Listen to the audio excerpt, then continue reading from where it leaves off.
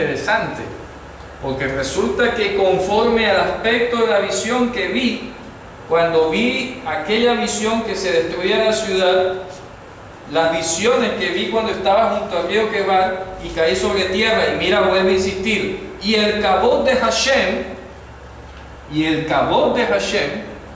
dice, vino a la casa. Vino a la casa, camino de la puerta que se dirige hacia el oriente. Ahí está. Es decir, le está diciendo al pueblo, en ese momento histórico le está diciendo, yo voy a reconstruir el templo y ustedes van a venir otra vez a mi casa como mi gloria, y allí nos vamos a encontrar.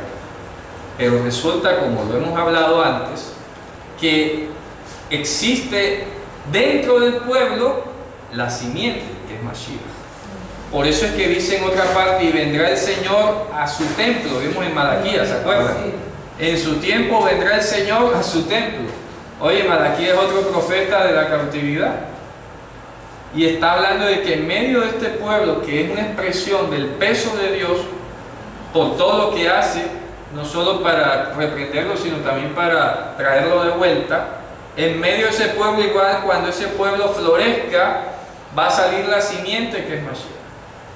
Entonces está profetizando, y esto es otra prueba para mostrar que Mashiach no podía volver en otra época distinta a la del segundo templo. ¿Está claro?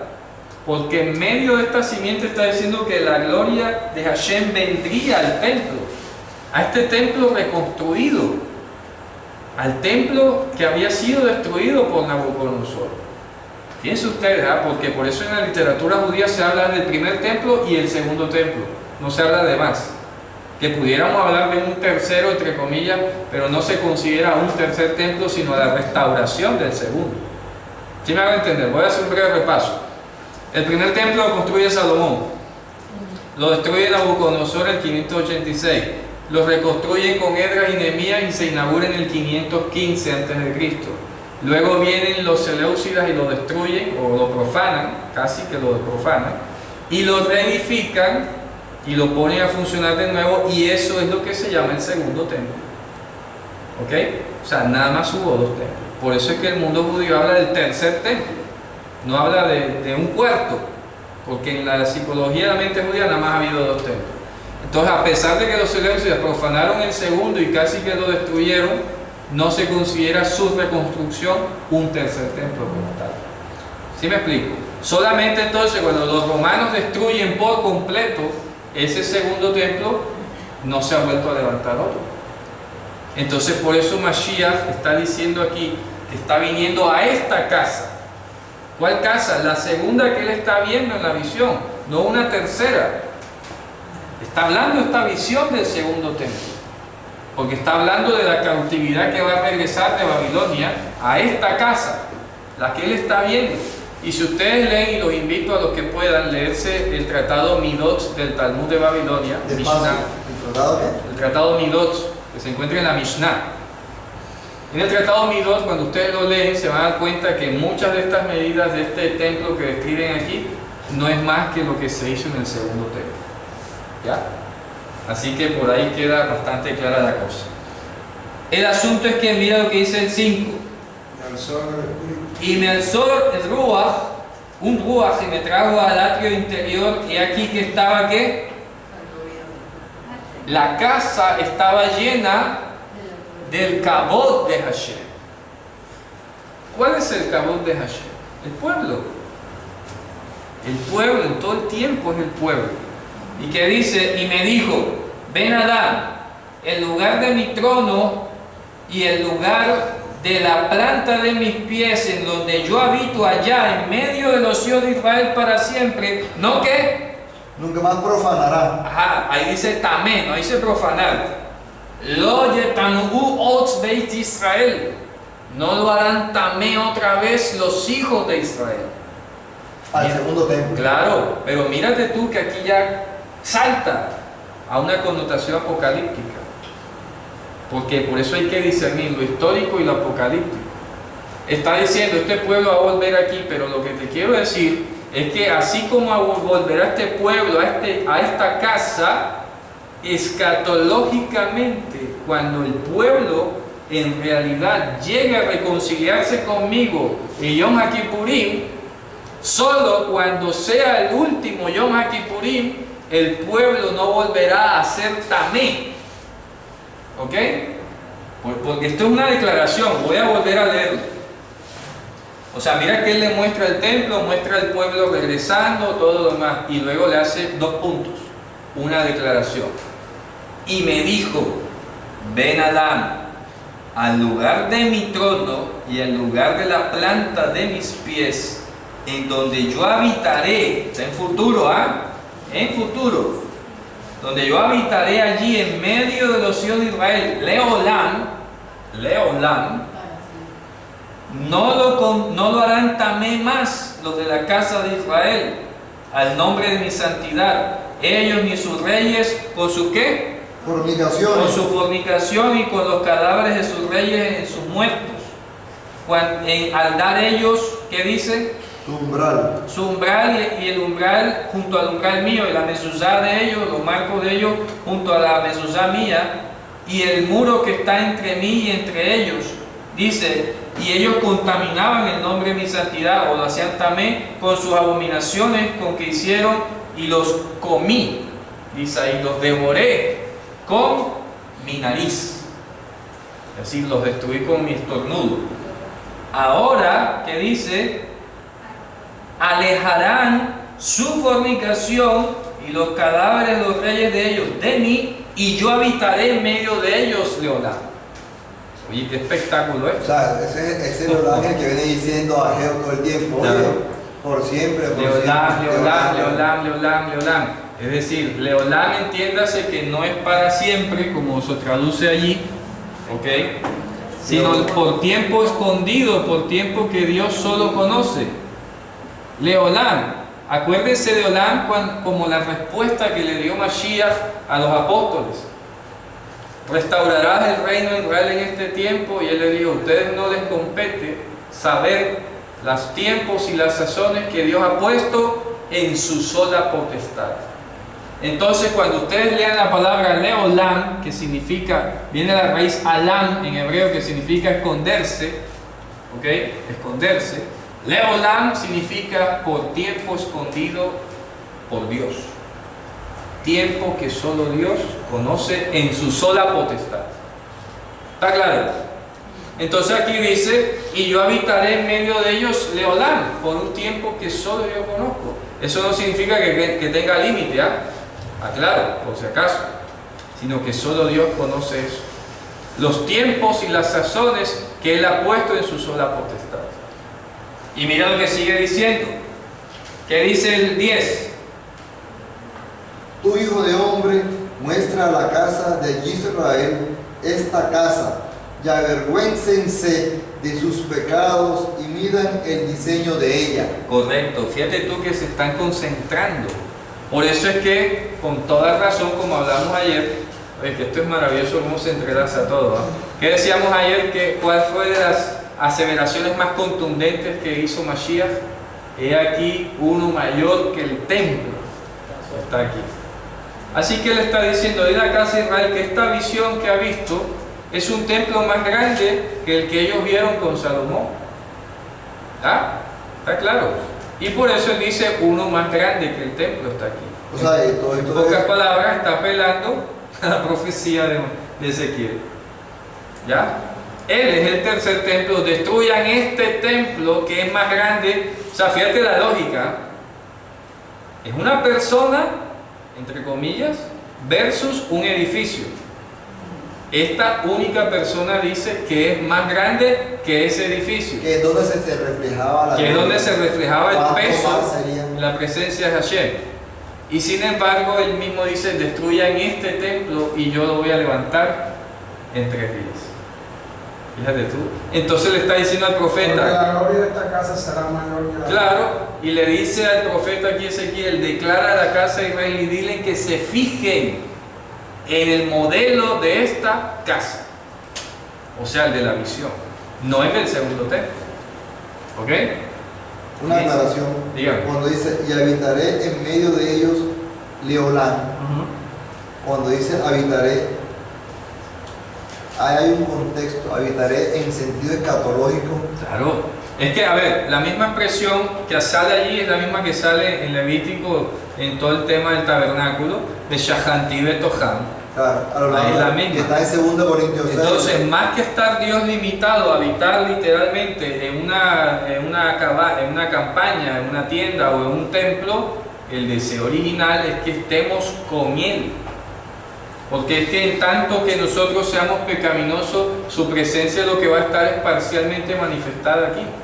Pero podríamos decir, hermano, porque los apóstoles, una de las cosas que ellos reconocieron y declararon fue que el Señor vino y habitó como Juan, cuando dice, y aquel verbo fue hecho carne y Tabernaculizó. que ahí traduce como habitó. Claro. Pero podemos decir entonces que son como dos fases, porque o sea, el Señor, esta profecía que estamos leyendo aquí en Ezequiel, está en futuro, Claro. ¿verdad? Pero el futuro es desde el tiempo de Ezequiel hasta la venida del Señor, estamos esperando un completo la segunda venida. Es que no se ha cumplido porque aquí dice Leolam y él aquí apenas estuvo, ¿qué? 33 años. Por eso, o sea, esa presencia que tuvo aquí, que él habitó. Claro, estuvo nosotros, aquí, es una cuestión parcial.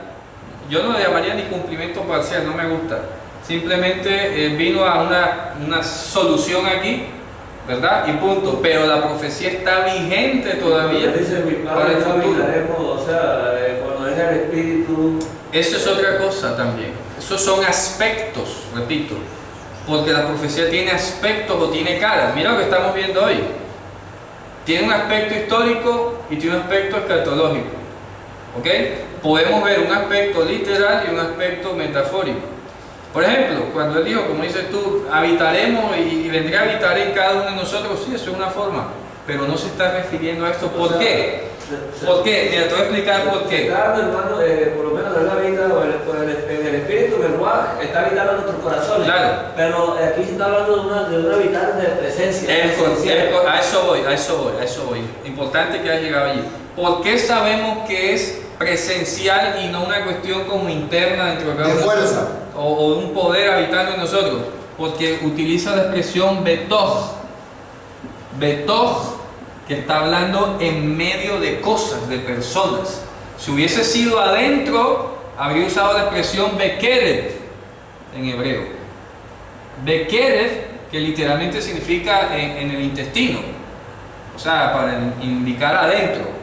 Si él le dijera Beshahanti bekerev Benei Israel, voy a habitar adentro de los hijos de Israel, o sea, dentro de cada uno. Eso es lo que no dice ahí. Eso es lo que no dice. Pues allá iba la pregunta. El para siempre implica que es físicamente, Claro, presencial, como dice el hermano. de modo apocalíptico. Correcto. Entonces, por eso su venida aquí, su primera venida aquí, o su morada en nosotros, dentro de nosotros, no es el cumplimiento de esto que está diciendo acá. Que eso se refiere al Bechahanti Betohan. Es correcto, porque tú aprendes que esa expresión tiene que ver justamente de la misma manera como estuvo el tabernáculo en medio del pueblo, o sea, porque el tabernáculo estuvo betoj, Dentro, claro. en medio de o dentro, pero en medio, o sea, presencialmente, ¿sí me explico? Entonces, esto mismo es lo que Dios ha deseado, ya no a través de tiendas, ya no a través de templo, sino Él en persona. Ese es el Bechahanti Betohan. Ese es el Beshahanti Betohan. Que es diferente a esta expresión, habitaré en medio de ellos para siempre, es Leolán. No, es la misma, pero dice Leolán. Por eso te estoy hablando que es personal. Por eso no se ha cumplido todavía esta profecía, sino que está a futuro Apocalipsis. Cuando, como dice, aquí el tabernáculo de Dios con los hombres y Él habitará. ¿Por qué lo menciona? Como algo que no se ha cumplido. Leanlo, Apocalipsis 21 al principio. ¿Cierto? Sí. He aquí el tabernáculo de Dios con los hombres y Él habitará en medio de ellos, ellos serán su pueblo. Porque eso no se ha cumplido todavía. Porque está hablando de Betoj, no Bekerev. Ahora mismo está Bekerev, Bekirbenu, está dentro de nosotros. Pero falta que esté Betoj, Betojeno, o sea, en medio de nosotros.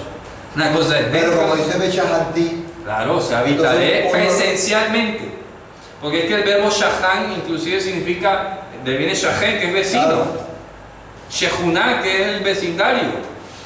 Mira, Shehuná vecindario, Shachem vecino, Mishkan es la tienda de vecindario, la tienda que te es vecina, la habitación tranquila, pero está hablando presencialmente, no de una manera, repito, espiritual.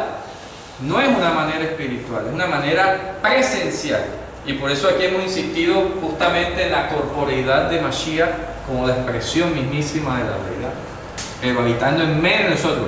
Por eso me gusta cuando cantamos aquí esta página del 98 del Talmud, ¿verdad? Que dice, el santo bendito Él hará una fiesta, una danza para los justos, y Él habitará con ellos en medio del Gan Eden. Claro, eso es literal, es personal, no es metafórico, no es espiritual, es que lo vamos a ver en medio de nosotros. Eso es lo que se refiere a este texto. Eso es lo que se refiere el texto. Sí, es que tenemos que evitar esa idea de la espiritualismo. Sí, lo espiritual, no es que es concreto, esto es literal. Os digo, con estos ojos, Veré al Señor. veré al Señor, o sea, Claro. Pero solamente queda la duda entonces cuando digo y habitaré en medio de ellos, se refiere a la espiritualidad. No, eso es otra cosa. Eso se entiende cuando dice Joel, yo derramaré mi rúa sobre toda carne. Poder. Y claro, el poder del Señor está sobre mí, eso es otra cosa. Por eso hoy estoy entendiendo con más claridad que el Beshahanti Betohan no es la interiorización No. del Bekere con él. Claro, no. Yo siempre asumí que el Beshahanti Betohan, que todo el tiempo viene diciendo de Génesis, Sí, Números, sí. Ageo, Miquea, Malaquías, todo el mundo lo viene diciendo, habitaré. Se refería a que como ya habitó, está dentro de mi corazón. Aparte de eso, eso no es lo que dice aquí. Por eso, esa expresión, solo quiero que me aclares por Sí, favor, sí. y para todos los del vídeo, esa expresión de Beshahanti Betohan, que yo asumí todo el tiempo que estaba ya dentro de mí, no se refiere a dentro de No mí, se refiere, no. se refiere a... En medio del pueblo. Pero Mashiach con su poder ya está en medio del pueblo. Claro, y en medio de nosotros está, dentro de nosotros, Bekerev. Por eso digo, Bekerev, dentro de nosotros individual. Pero todavía presencialmente. Claro, Betó se refiere a la profecía que hoy estamos estudiando. Es correcto. Y es la misma que se refiere desde Es correcto, desde que empezó a haber Desde que tabernáculo. empezó eso. Desde que empezó a haber tabernáculo. O sea, Asimismo, personalmente, Él va a estar aquí. entonces puedes anotar Beta, que es dentro. Betoj. Betó. Betoj en medio de. Beta, Y Bekerev es dentro de. Betoj y Anótala en Bekerev. español. Bekerev. Para que haya ilustración. Entonces, aquí es Bekerev, entiéndase, en el intestino, o sea, adentro. En el intestino. ¿Ok? En el intestino. Acuérdense que el hebreo es así de rústico. Y es en medio de. Físicamente. Físico del lugar. ¿Ok? ¿Está claro? Hoy he aclarado ese. Bueno. Y por lo menos yo había muchas veces relacionado la gloria de Dios con Mashiach. Es una, pero no va tanto allí. Aquí lo repito, lo estamos viendo es su pueblo, es lo que muestra quién es él. Puede ser que en algún contexto, ¿no? De pronto como siervo sufriente puede ser, ¿verdad? Pero hoy lo que estamos viendo es maravillosamente en el contexto histórico del profeta, cómo definitivamente sí es el pueblo. Y mira lo que termina hablando, ¿ah? Dice, oye, dile a esta casa que va a regresar. Cuando vengan acá no van a volver a hacer tamé nada aquí.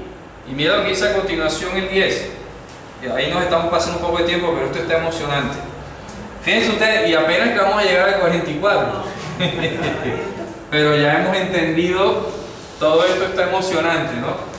Saludos allá a todos los hermanos. Y dice, tú ven Adán, declara a la casa de Israel que se avergüence de sus iniquidades y que midan el modelo. Que midan el modelo. Dice, ¿y qué dice el 11?